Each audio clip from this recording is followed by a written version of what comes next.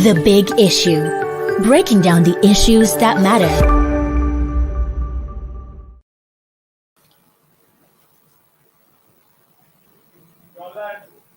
Hello everyone, welcome to Leadership Podcast. It's another edition of The Big Issue. And of course, as usual, I'm your regular host. George Agba is my name. And with me here in the studio, our in-house analyst, we have Silas Ezeogu. Welcome today. And David Tucker. Good evening and welcome to the show. Well, today's big issue takes us to the rural community where terrorists rule supreme. And of course, in few days, we've been hearing stories of abductions like the latest in Katsina State, where about 39 children were abducted on a farm. Parents of that community in Katsina State have cried foul, calling on the federal government to come to their rescue. And it was gathered on good authority that in the farm where the children were abducted, the owner of the farm had paid 1 million naira levy to this terror group to allow him work on the farm. This is coming against federal government's assurance that the terrorists have been contained and no territory is under their control.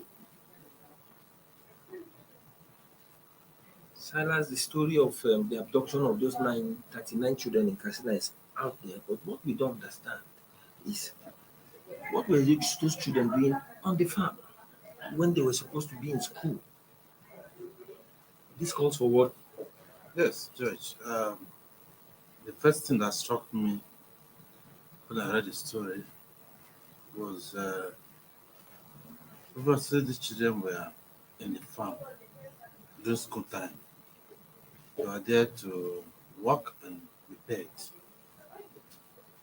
Well, it raised the question of the age level. That's one. Though they didn't quite state their age range, but they're called children, so children are children. Two is that they were supposed to be in school, where supposedly they were supposed to be fitting for federal government feed the children policy, being spearheaded by the Humanitarian Affairs Minister. It's not the same children that they are feeding a good meal a day, to be in school, so they can include their cognition powers and employ them to go to school. But here they are on the farm, and tomorrow we'll see the billion spent to feed children who are not in school. So those two things, the first thing that they were not supposed to be in the farm at that time. They should have been in school. Another question is, what about the adults? Was it only children that were in the farm at the point of the attack? Not only children. They say the adults who were in the farm were able to escape. I mean, the children were so small, they couldn't run. Yeah. But I suspect that if they were teenage children, for instance, teenagers will even run faster than adults. So that means in this case, it's there adults. Children that are so small they couldn't even run away. So those are two things that come to my mind, and it's a pity that in this country we're not preparing our children for the challenges of the current and future. It's possible, due to the level of poverty in the land that the children have gone to look for money on the farm. I also know that in that part of the country, a lot of children that should be in school are involved in that part of Almaji, where they are supposed to be under some Islamic scholar tutelage, who actually send them out to bed in the streets. In fact, not just in North, even Abuja here. Whenever I walk around or drive around or move around Abuja, do school time, I'm not made to see children who should be in school carry small plane and begging God knows what. And I say, where are the fathers? I think this is a wickedness, a parental wickedness, form of parental wickedness that Nigeria has not really looked at in that category. Otherwise, every parent is supposed to be thinking of how to prepare the children for the challenges of the future, which is, which giving a good education should help. But they're here, the farm, when other people and school. And when they grow up without, definite education and professional skills, what they're supposed to get? You see children growing you know, into crime, and they get take the anger on all of us, and all the children that were also working at the crew.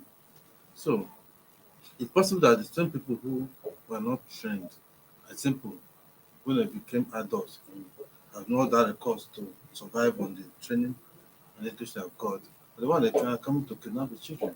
When these people grow up too, and they have no better training, better education, better planning for the future, they also grow up to take their, their anger on the side that don't prepare them. So those are the things that actually, worried me because part of them also worry that these children are now in the hands of adults, can abuse them, molest them. You wonder, with all the flooding, where are they being kept? What kind of food are they getting? If they are sick, if they are bitten by snakes or scorpion, who cares? Who cares about them? That's 40 of them basically. So, uh, George, I'm a bit shocked that we're still having this kind of stories coming. You mentioned it that even the owner of the farm had to pay some money. Possibly they haven't closed out on the deal. But you are reporting that the people are being forced to pay taxes to go to the farm. And while government has told us that there are no inch of Nigeria is under enemy territory, but people are paying heavy taxes to terrorists. That means that when alleged they pay taxes which are not paying to government, to non-state agents, to non-state actors. What tells you that the loyalty is not to the Nigerian state, but to people who are exercising that kind of force over them. So it's a worrisome situation, and this is just one community. You don't know how many communities across the north that are paying this kind of pleasure. Well, thank you, Okay. Silas. I think this calls for worry, and that is even the idea because we have been seeing these attacks, and of course, it seems as if the conventional, traditional media are tired reporting them, especially in the political season where everything now on the spotlight is politics. The issue of insecurity has been really relegated to the background, and whenever they are reported without a follow up because as soon as it is reported, even the media appears to just report it as it happens, leave it, without even going into probing the situation and knowing the extent to which security agencies have done their best. But David Tucker, what we are seeing is not what we keep hearing the government and the military saying. We've heard the chief of defense staff severally saying that the military has been able to contain this terror group. The federal government too saying that no territory is under the control of this. But from this report, it is very clear that these terror groups are still in control of territories in Nigeria because we can't understand how, according to the report on the abduction of these 39 children on the farm, the representative of the farm owner was said to have mobilized these children after paying 1 million naira as levy to these bandits. That means they are in control of these communities and they collect money as levies, tax, before these innocent citizens living in those communities can do their work. And yet we hear from the military that no, these terrorists have been contained. Most of the terrorists are now repenting. How do we juxtapose these reports together? What do we make out of them? Who is actually telling the truth here? You know, this issue of children being kidnapped on a farm is quite worrisome, accepted. But if you say the government has failed them, the ones that were kidnapped in schools, has the government not failed them? Were they rescued? Were they taken care of? One thing I tend to accept, do you agree with the government, the military is one thing. When they say no local government, I accept. But when you say no territory, we have a lot of ungoverned spaces where a lot of them don't even go to. But we have people living in those areas. Are you working with them? The answer is, I will tell you no. Because I remember Zamfara, a community, had to even give chieftaincy title to a non-bandit kingpin. Did the government do any of this? Did the federal government even frown at it? It's as if we don't have a system that is working. The military is doing one thing. The state government and its architecture, apparatus are doing a different thing entirely. And the military seems to be handicapped. As in, they don't really want to go against the constituted authority since we're in a democratic setting. So most times when I engage them, they explain. But I now ask, what is your mandate? So when the constituted authority is failing, is trying to jeopardize your efforts, what do you now do? And they will tell me that is beyond you. That's become, they now tell you, they use there's a clause they use, political master. You understand? That they have a political master that they report to. Because they are all under the control of the commander-in-chief. Does he have the body language to go after these guys? And I tell you, for me, I keep saying no.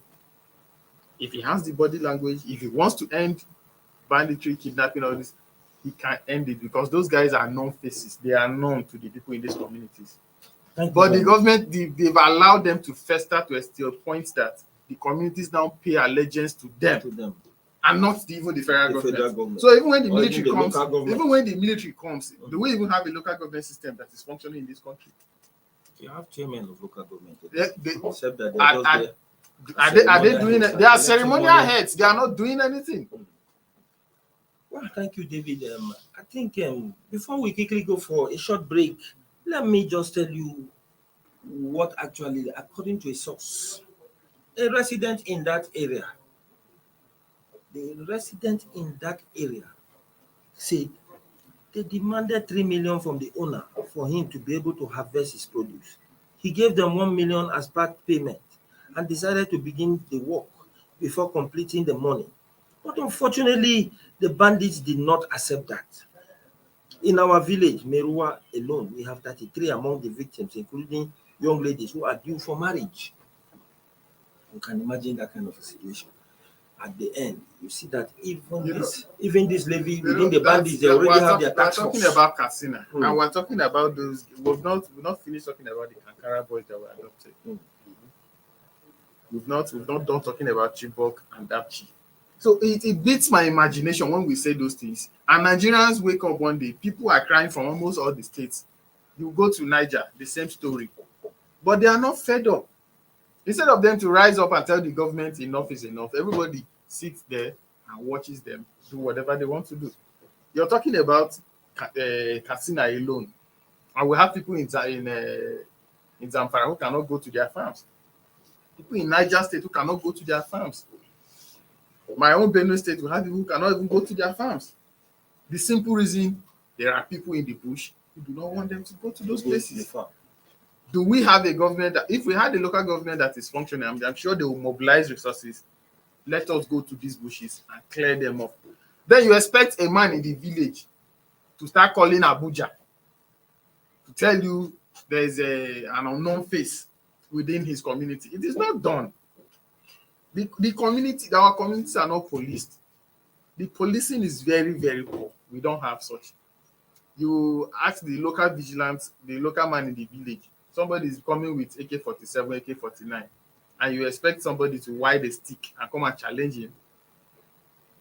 It's only a foolish person that will take up that kind of Silas, advice from you. You could imagine, and you see what Taka is saying is actually on point, because at the end of the day, we begin to wonder what is really the problem of government, because the whole thing borders on the political will to contain these terror groups.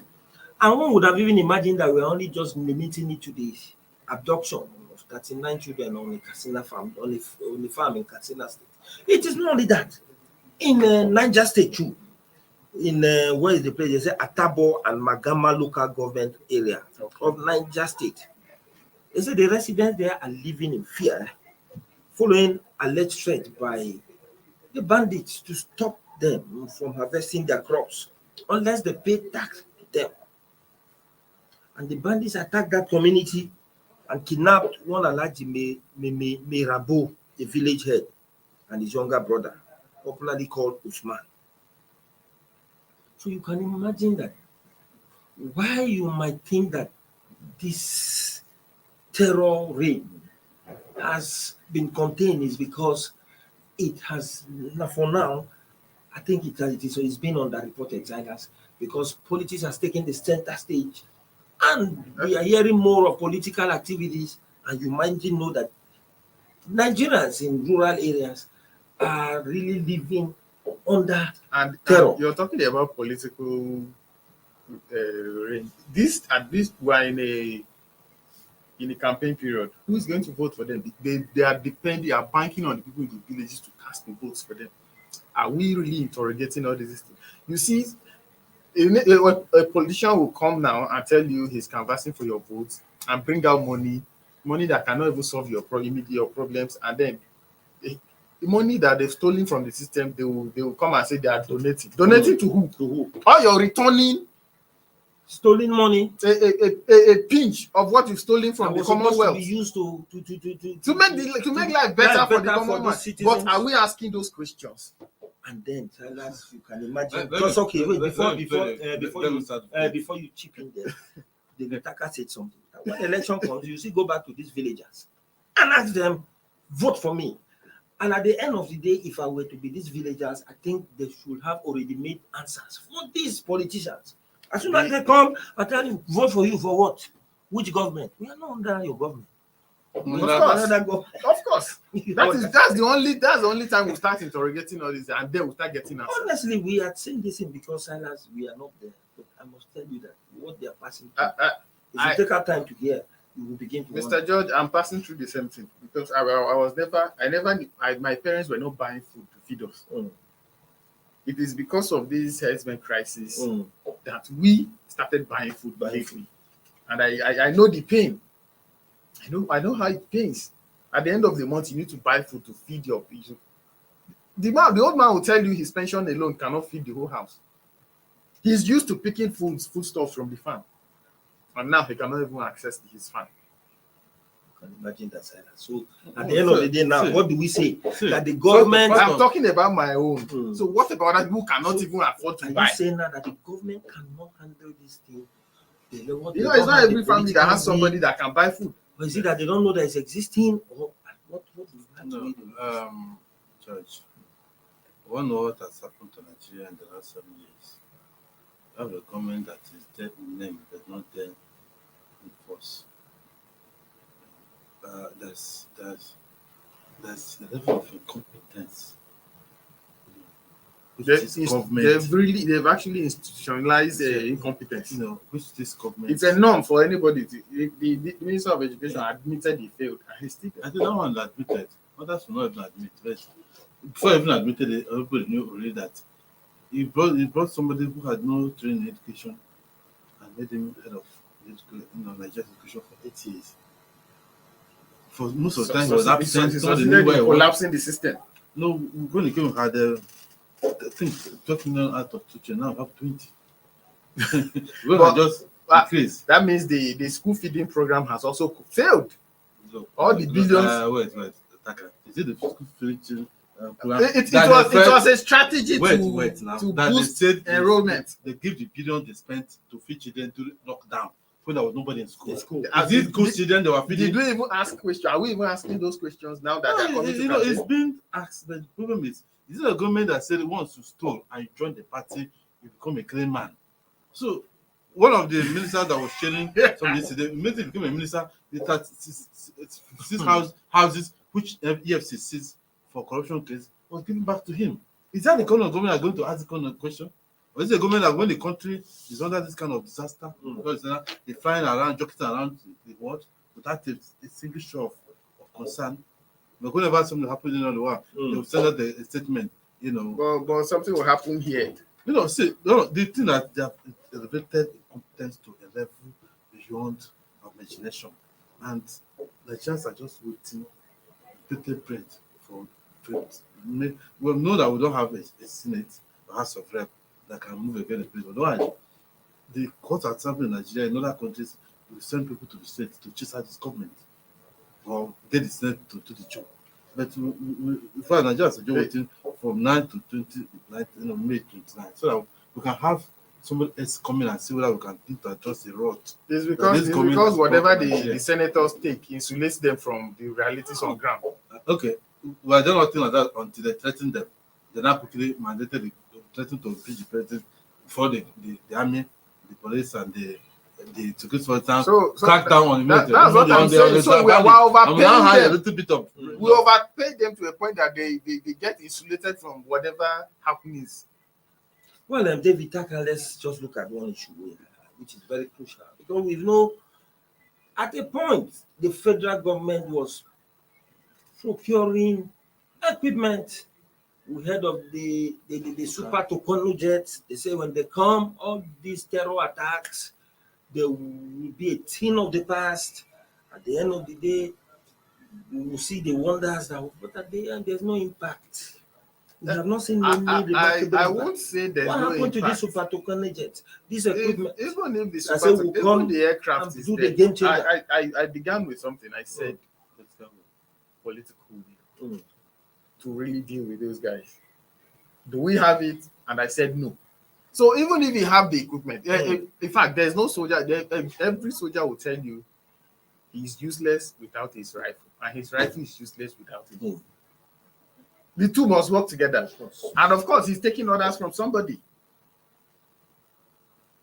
And when you hear most of our military service chiefs speak, we remain loyal to the president, commander-in-chief. I thought the loyalty should be to the office. Even if you're the commander-in-chief, it should be the office, not an individual. So when you say the president, why add the person's name? Loyal and committed. Does it make any sense? I can be loyal to your office because the authority is the office, not you as an individual. Yes. But you're telling the general, in fact, the whole world that you're loyal. You're stating your unalloyed support and loyalty to Mr. President. And then you mention President Muhammadu Buhari. How does that make sense to you? That means you don't have anything to offer the people. And I listen to them every day. No, but the president has given them matching orders. So after matching orders, to get I'm sure you understand that. Even the way I'm not a military person, but I have a lot of persons in my family. There has to be an order. Even those guys, the Super Tucanos that are in the air, they've seen something. If they are not authorized to strike, they will never strike.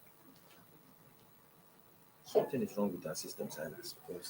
No, that is what it is. What Taka is saying is true, because at the end of the day, the military because they are reporting back of to command, and all that borders down to just one man, the commander-in-chief of the armed forces of the Federal Republic of Nigeria. Who gives the final order? But just like Silas has said, we have had marching orders upon marching orders. I think this week, Because they or were was it not, this week or last week, the presidency met with security chiefs, and we know that those marching orders again. one question the I marching asked, orders again I will asked, give. how does that transcend to making Abuja safe? Because if This Abuja alone, No, but it's not even Abuja alone, because That- that is even no, the but past days they we'll be are- talking about the Abuja, concern is Abuja now. Issues So how of does that even issues make of Abuja security safe? popped Because we're not talking about that state. recently because Abuja was involved and the We're not even foreign talking about Abuja. embassies. If Lagos Ibadan Road, somebody can just come pick you and go into the forest, that's it. and nothing is done. So all the investment we've been having in the security, defense, all this is a the waste. money they have been pumping up. Now, the police that are supposed to police those areas can't even tell you this is where those people are. We are going to raid the entire. A lot of things are just wrong with the policing system. No, so the thing is, you have a commander in chief that is sitting on duty, and that's why nothing is working. Right. I'm sure if we had a if you person had, a different kind of that commander in will, chief, that will damn the damages, that will authorize an look, operation. let me give you. I was young when it happened. When the case of Anene was solving in the Nigerian Federation at that time. When they went to Supreme Military Council meeting, and when the IGP then came to the office, I told him, "Where's Anene?" I don't know whether the man stayed to the end of that meeting before he excused himself and launched a raid. It didn't take long before he arrested, he got Anene. So if we had a president that wants to arrest this, where's Anene? What are you doing here? because there are going to be consequences. I said, I was told the story by someone who was grown at the time. He said, "You have to go live and start looking for Anene." And he got him. So when you have, we started with body language and matching orders. I just say, God help us still.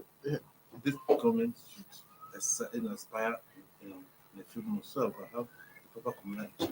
That case, we might see whether it's the issue of the community or the issue of the child with, person and religious system. Well, that is the much we can take for the big issue of the day, and of course, the lessons from here is that people in the rural community are still under the reign of terror, and if something is not done, the situation is not just limited to them alone. It will affect the whole country, because when terror groups begin to collect levy and tax before farmers could do their work on their farm, then we know that for Nigeria and the entire country, there is impending food crisis, and that affects us all. Well, thank you for keeping tab with us, and of course, I thank our in-house analysts for addressing the big issue. Join us same time on Monday for another edition of this program. We'll have a very wonderful weekend.